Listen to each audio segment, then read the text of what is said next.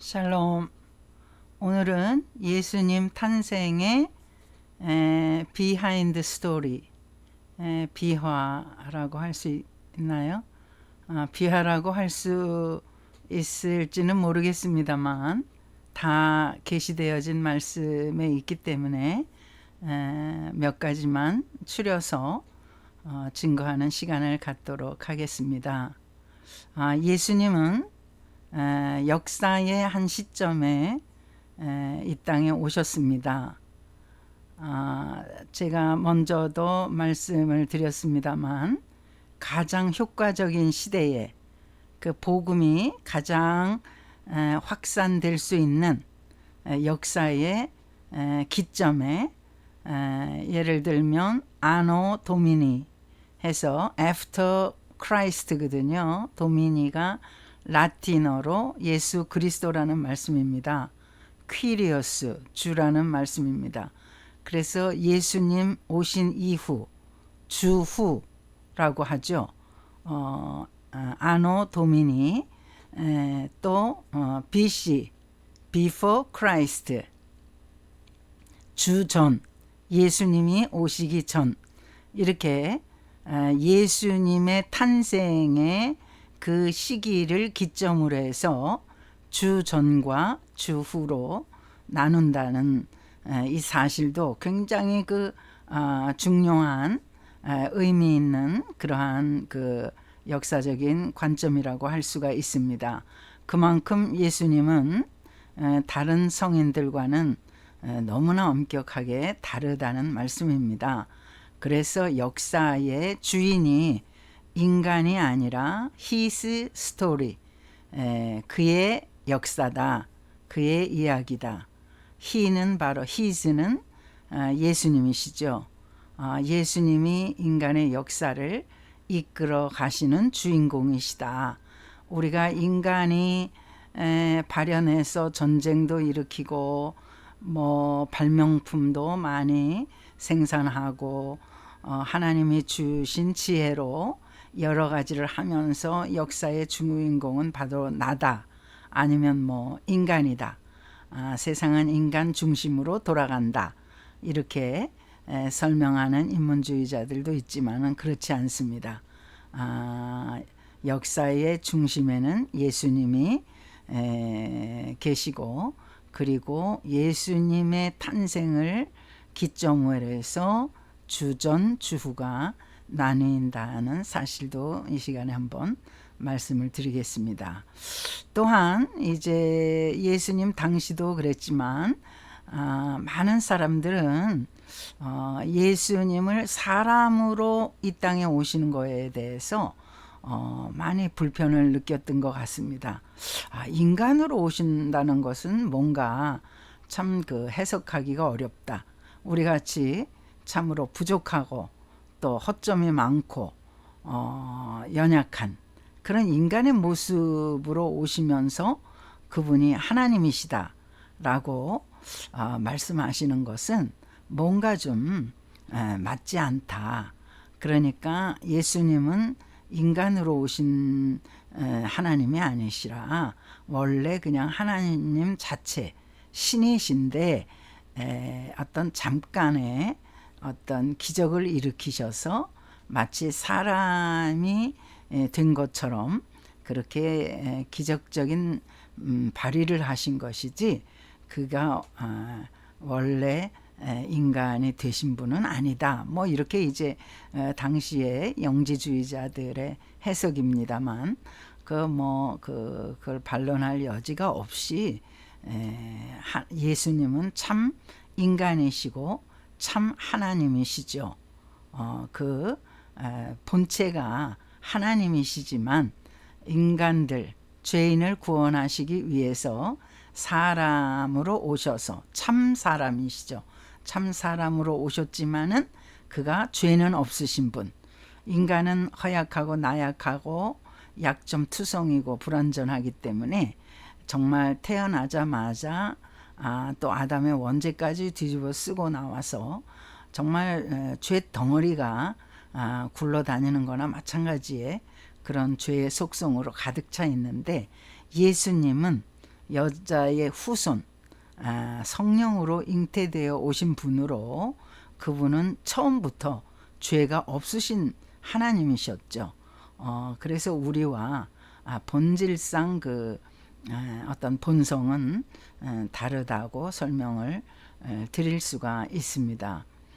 예수님은 역사의 한 기점, 그러니까 아우구스투스 시대, 로마 제국의 아우구스투스 황제 시대에 이제 그 온 식민지 민족들이 이제 호적을 해서 인구 조사를 할 그 당시에 예수님이 이제 베들레헴에 가시면서 그 베들레헴에서 탄생하신 그런 역사적인 사실이 있습니다. 또한 예수님은 이제 동방박사 세 사람 나오지 않습니까? 황금과 유향과 모략을 들고 헤롯 당시에 로마 제국 하에 분봉왕으로 세운 헤롯 왕이 있었는데 이제 헤롯 왕도 여럿이 등장하기 때문에 여기 최초의 헤롯 왕은 헤롯 더 그레이트라고 합니다. 그래서 그 헤롯 왕 시대에 예수님이 탄생하셨는데 그때 이제 동쪽에서부터 from the east, 동방의 뭐 이란이라든가 이렇게 인디아라든가 이런 이제 동방에서부터 천문학자들이 예수님을 찾아옵니다. 그들이 이제 이상한 별을 보고 그 별이 기이한 그러한 이제 별이라는 것을 알고서 그들이 찾아서 유대 땅까지 오게 되는 것이죠. 그래 유대 땅에서 도착했을 때 그는 헤롯 왕을 찾습니다. 아무래도 왕이고 또 유대 땅의 왕이니까 가장 유대의 왕으로 오시는 분, 미래에 오실 분에 대해서 잘 알 것이다 하고 이제 헤롯을 찾습니다.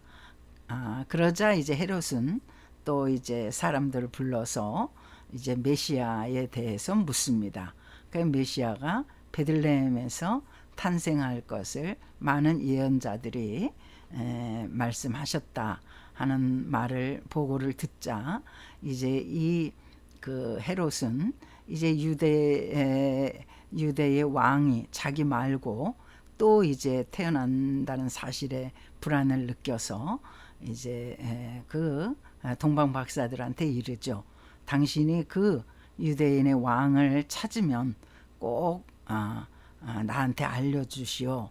나도 가서 그에게 경배를 하겠소.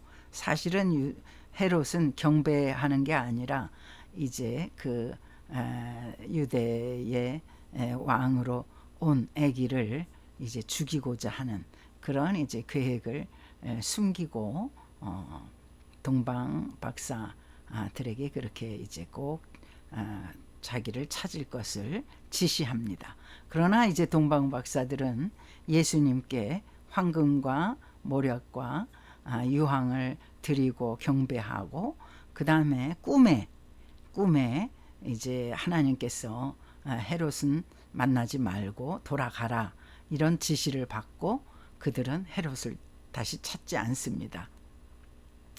그러자 이제 헤롯 왕은 그 불안을 느껴서 이제 그때 그 헤롯 왕 동방 박사들이 말한 그 시점을 기점으로 해서 2년 2살 아래 아이가 태어난 아이들은 모조리 죽입니다. 참 헤롯 왕이 이렇게 살인자 중에 살인자죠.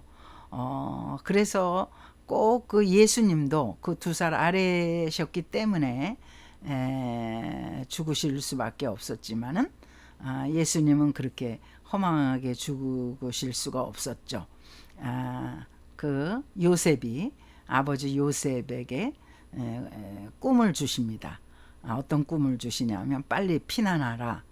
빨리 베들레헴에서 피난해서 어디로 이제 그 애굽으로 피난을 하게 됩니다. 그래서 그 헤롯 대왕이 죽을 때까지 애굽에서 오지 않고 거기서 예수님을 키우는 거죠. 그랬다가 헤롯 왕이 죽었다는 소문을 듣고 다시 갈릴리의 나사렛으로 이제 그 온 가족이 나사렛에 돌아와서 이제 예수님도 같이 나사렛에서 크십니다. 여기서 제가 말씀드리고자 하는 것은 예수님의 탄생의 시기가 너무나 정확하게 역사책에 기록되어 있다는 것입니다. 당시에 그 요세푸스 역사가도 그렇고 그 로마 제국이 어떤 나라입니까? 그 유스티니아누스 그 황제 시대에는 그 법전이 정말 아주 잘 그 법전이 돼 있어서 지금까지도 그 유스티니아누스 법전을 지금도 거론하면서 배우고 있거든요. 그만큼 로마 제국은 그 모든 그 부분에서 아주 그 촘촘하고 또 정확하게 그렇게 기록을 하고 있다는 것을 우리는 알아야 됩니다. 그 누가복음과 사도행전의 저자인 누가는 의사라고 알려져 있지 않습니까? 이제 의사는 과학적인 그 지식을 바탕으로 해서 의술을 펼치는 사람인데 이 누가가 너무나 정확하게 누가복음을 쓰면서 예수님의 탄생 그 시기를 정확하게 설명을 하고 있습니다. 누가복음 2장에서 뭐라 그럽니까?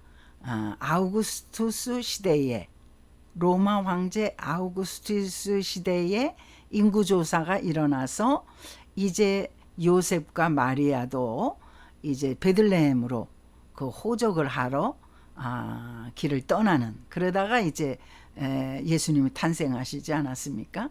탄생 시기가 아주 중요하게 분명하게 적기되어 있다는 것입니다.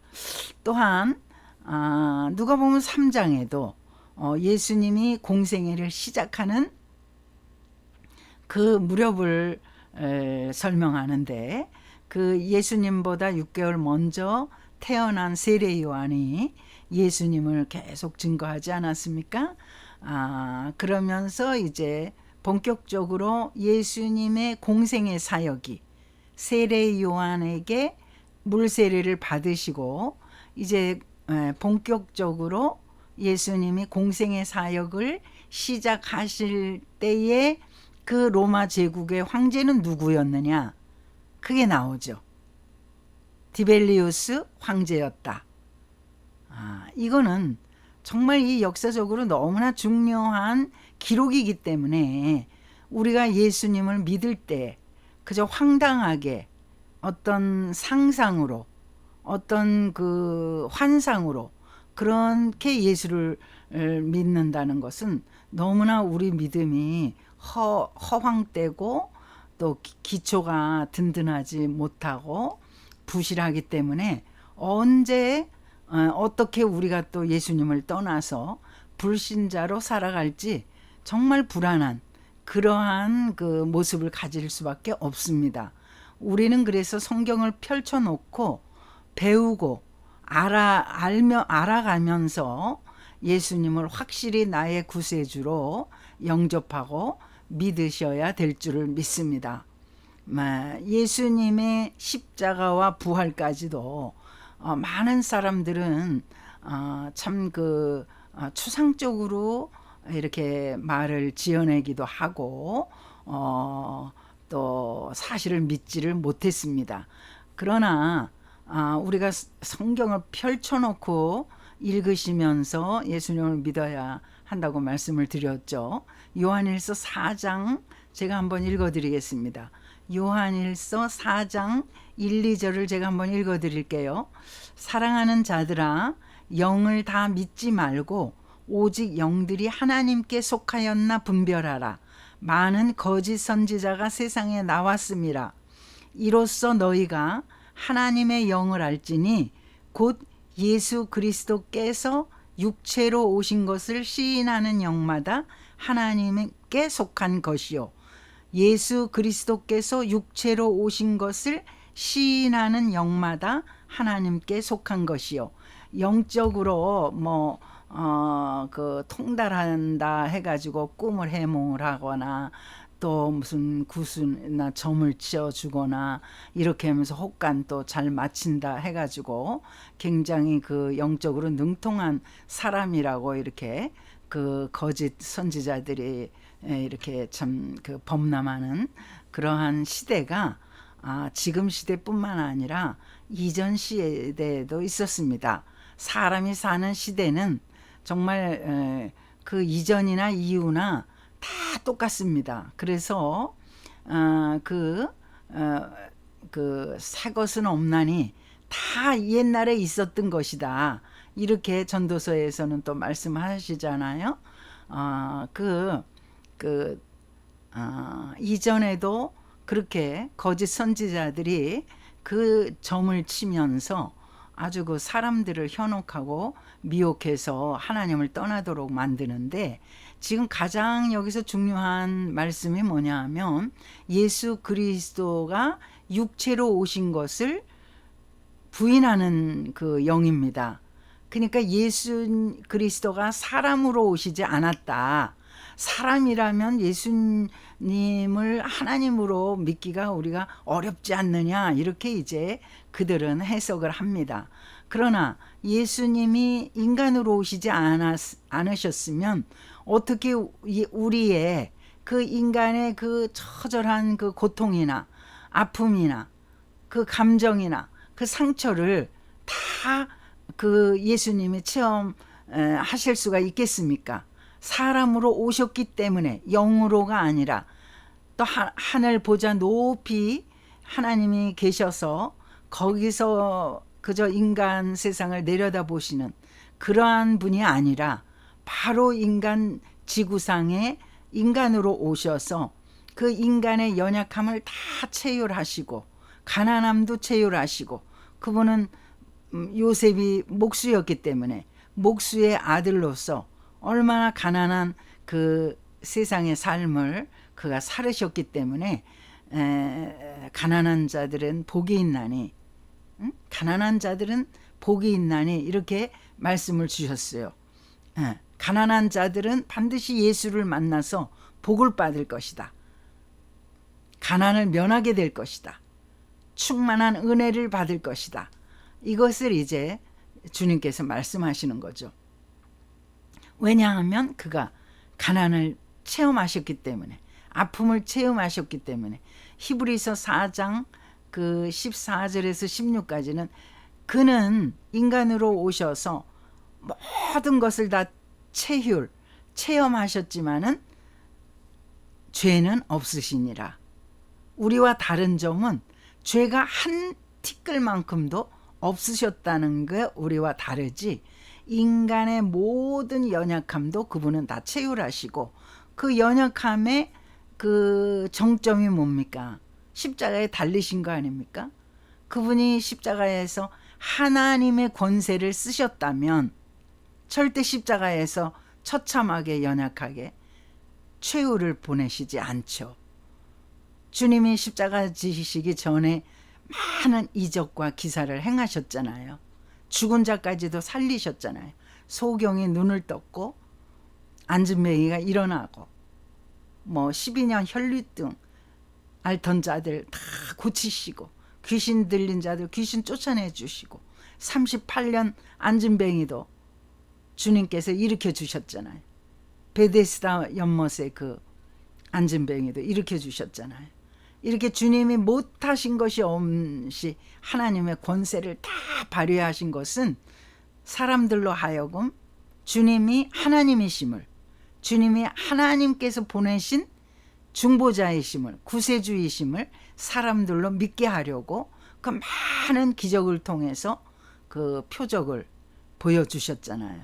그런데 그런 많은 이적과 기사를 봤음에도 예수님이 하나님의 아들이시고 하나님이심을 그들은 막 거부하고 거절하고 그렇게 돌로 치려고 항상 돌멩이를 들고 다녔거든요. 그러나 주님은 그의 사역을 다 마치실 때까지 그들의 돌에 맞으시지 않고 그들의 칼에 맞지 않으시고 다 사역을 마치신 후에 십자가에 달려서 자진해서 주님께서는 요한복음 10장에 나는 권세가 있는데 그 권세를 버릴 권세도 있고 다시 취할 권세도 있다. 그러니까 주님이 주님의 의도로 자진해서 그 권세를 버리시면 버리시는 거지 어떤 사람에 의해서 피동적으로 주님께서 그 사역을 감당하신 일은 일도 없다는 것을 우리는 알아야 합니다. 주님께서는 이렇게 정말 그 역사의 가장 그 효과적인 시대에 제가 다른 성인들과도 많이 비교해 드렸잖아요. 그런 성인들은 그저 이 땅에 그저 태어나서 어떤 그 성인으로서의 과정을 지내고 이러면서 인간사에서 뭐 존경을 받았다거나, 예수님은 처음부터 그분은 하나님의 아들이시요 하나님이셨기 때문에 그런 과정을 거치실 필요가 전혀 없으셨던 것이죠. 처음부터 예수님은 능력을 가지셨고 권세를 가지셨고 하늘 보좌와 땅을 다 다스리실 수 있는 그런 권능을 갖고 계신 분이 그 권세를 버리시고 십자가에 달리신 것은 죄인이 우리들을 구원하시기 위해서, 그래서 우리의 구세주가 되지 않으셨습니까? 그러나 죽음이 그를 가둘 수가 없었던 것입니다. 3일 만에 예수님은 부활하셨습니다. 많은 목격자들이 있었죠. 더 많은 목격자들을 보여주시기 위해서 40일을 이 세상에 계시고 제자들 뿐만 아니라 많은 사람들에게 그가 십자가에 달린 예수라는 것을 증명하시기 위해서 친히 못 박힌 손도 보여주시고 창에 찔린 허리도 만져보게 하시고 또 여러 가지 그 하나님의 권능을 다 부활하신 이후에도 보여주신 것입니다. 그리고 지금은 부활하셔서 하나님 우편 보좌에 앉아 계시면서 우리를 위해서 아침 저녁으로 every time, 매 순간마다 우리를 위해 기도하시고 우리를 보살피시는 분입니다. 지금도 성령님, 예수님이 보내주시는 성령님으로 인해서 우리는 예수님을 느낄 수가 있고 또 예수님의 인도를 받을 수가 있고 우리는 그 예수님의 말씀을 지킬 수가 있는 것입니다. 믿음이 억지로 되는 것이 아닙니다. 참으로 그 물가에 말을 끌고 사람이 끌고 온다 하더라도 말이 그 물을 먹지 않으면 먹일 수가 없잖아요. 마찬가지로 우리가 교회로 인도할 수도 있고 또 성경을 읽어 드릴 수도 있고 이렇게 저렇게 우리가 참으로 전도할 수 있지만은 궁극적으로는 그 하나님께서, 예수님께서 보내신 성령님이 그 마음을 감동 감아 주셔서 활짝 문이 열릴 때, 마음의 문이 열릴 때, 그때에 예수님이 우리 안에 들어오셔서 우리와 더불어 먹고 또 우리는 그와 더불어 먹으리라. 이렇게 예수님이 우리 안에 들어오시는 것은 사람의 힘이 아닙니다. 성령께서 우리에게 믿음을 주시고 은혜를 주실 때 우리가 믿게 되고 우리 눈에서는 감사의 은혜의 눈물이 주룩주룩 흐르게 됩니다. 누가 슬퍼서 우는 게 아니고 누가 울어라 해서 우는 게 아니라 우리의 영혼이 너무 감격해서 그 눈물을 흘릴 수밖에 없는 것입니다. 참 또 한 가지 여러분에게 말씀드리고 싶은 것은요, 그 요셉이 이제 마리아하고 정혼을 했잖아요. 그래 이제 정혼이면 거의 이제 결혼한 상태로 이제 같은 집에 지낼 수가 있는 그런 그 어떤 그 관습이 그 유대 사회에는 있었다고 합니다. 그래서 마리아를 데리고 와서 이제 요셉이 정혼을 했기 때문에 이제 같이 살게 됐는데, 문제는 마리아가 요셉과 동침하기도 전에 임신을 했다는 사실입니다. 이건 굉장히 놀라운 일이고 정말 기절초풍할 일이죠. 그 유대 사회에서 그 남편 외에 다른 남자와 이렇게 간음을 하거나 그러면은 이제 돌로 쳐 죽이는 그런 관습이 있지 않았습니까? 그 무시무시한 관습이 있기 때문에 마리아가 임신한 사실을 알았을 때 요셉은 굉장히 고민을 많이 했을 것입니다. 그래서 이제 마리아가 돌로 쳐 죽임을 당하게 할 수는 없잖아요. 그래서 요셉은 성경의 마태복음 1장에 보면 요셉은 의로운 자다. 여기서 의롭다는 것은 뭐 정의감에 불타오른다 이런 뜻보다는 그 착한 사람이라는 뜻으로 그렇게 해석을 하면 좋을 것 같아요. 그가 마리아가 돌로침을 당해서 죽음을 당하는 건 너무나도 그 가슴이 아파서 이제 조용하게 silently 아주 조용하게 이제 그 마리아와 이 정혼을 깨뜨리려고 가늠한 여인하고 살 수는 없지 않습니까? 결혼할 수는 없지 않습니까? 그래서 이제 그 약혼 관계를, 정혼한 관계를 이제 디보스, 이혼하는 관계로 이렇게 이제 끊어버리려고 그렇게 이제 고민을 하면서 요셉이 있을 당시에 어떤 일이 있었냐 하면 꿈을 꾸는, 요셉이 꿈을 꾸는 거예요. 요셉이 어떤 꿈을 꿉니까? 두려워하지 말아라. 마리아 데려오는 것을 두려워하지 말아라. 마리아가 잉태된 것은 사람의 어떤 정자가 활동해서 잉태된 것이 아니라 성령으로 잉태된 것이다. 하나님의 영으로 잉태된 것이기 때문에 가늠한 것이 아니다. 이렇게 이제 요셉에게 아주 자세하게 설명을 해 주시고, 마리아가 낳을 아기 이름까지 예수라고 이름을 지어라. 이렇게 예수의 이름까지도 고지를 해주는 그런 신통한 꿈을 요셉이 꾼 것입니다. 그래서 이제 그때 요셉이 그 말씀에 은혜를 받고 그대로 순종하기로 작정하고 마리아를 이제 받아들이게 되었죠. 그럼 또 마리아에게서는 또 어떤 일이 일어났냐? 마리아는 그냥 가만히 그 남자와 동침한 적이 한 번도 없는 마리아인데, 배가 불러오는데 이상하지 않습니까? 마리아가 이게 무슨 해괴한 일인가? 이게 무슨 기절초풍할 일인가? 그런데 가브리엘 천사가 마리아에게 나타났죠. 잉태될 시점에 누가복음 2장에 보시면 마리아에게 가브리엘 천사가 나타나서 이제 하나님의 영이, 하나님의 성령이 너를 덮으리니 너가 잉태하게 될 것이다. 마리아도 뭐 너무너무 놀라웠죠.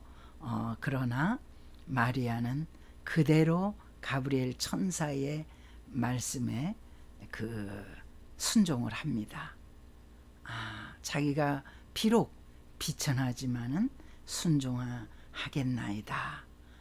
이렇게 이제 가브리엘 천사의 그 고지 명령을 그대로 받습니다.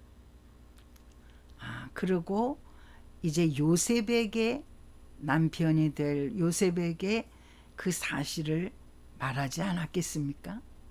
그러나 그 당시에 요셉은 그걸 참 믿기 어려웠을 것입니다.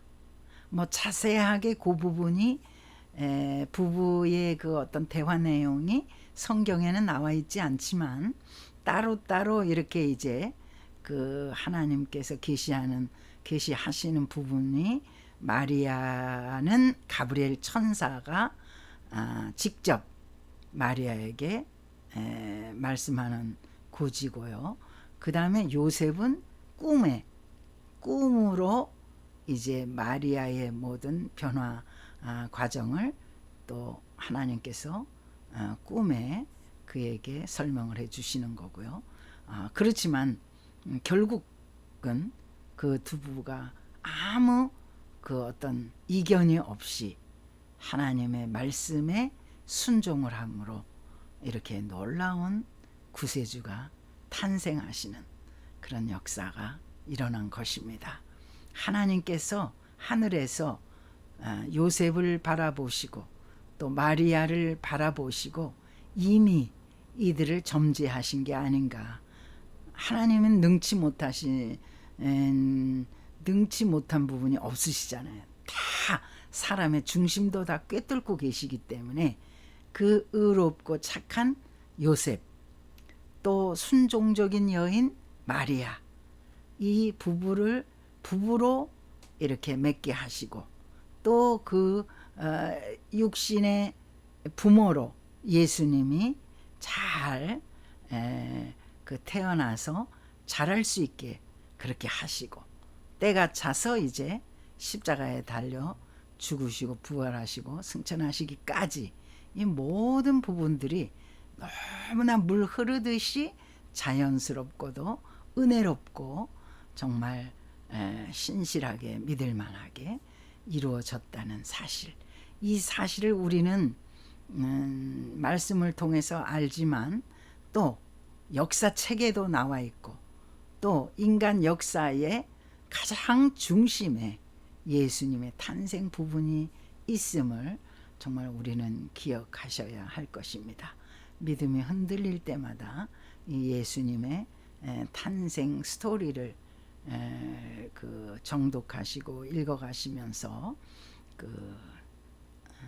이 성탄절을, 크리스마스를 맞이하시는 저와 여러분이 되시기를 주님의 이름으로 축복합니다. 할렐루야. 감사합니다.